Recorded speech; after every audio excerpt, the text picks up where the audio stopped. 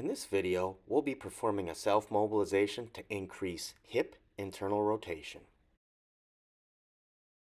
We'll begin with a self-check pre-test, just to get an idea of how mobile we feel through the hips.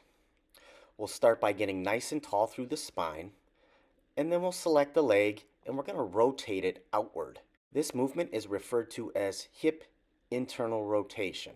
Pay attention to how far you can move, as well as how easy it is to perform the movement task. Let's have a look at our exercise setup and performance cues.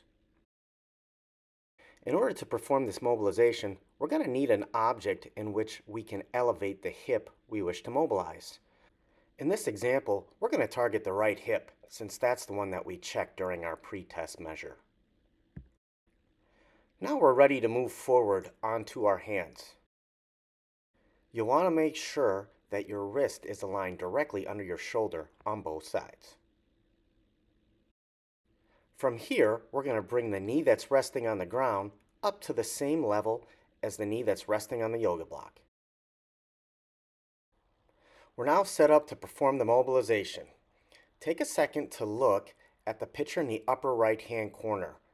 We want to make sure that we're positioned on the toes of both feet and that our knees are always under our hips throughout the duration of this exercise.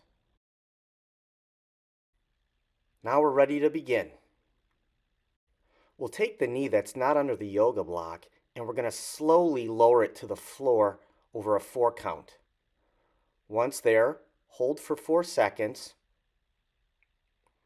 and then we'll bring it up slowly for 4 seconds back to the starting position. Be sure to look at both illustrations on screen to get an idea of how slow you need to move. The hip should be moving vertically the entire time, like a piston.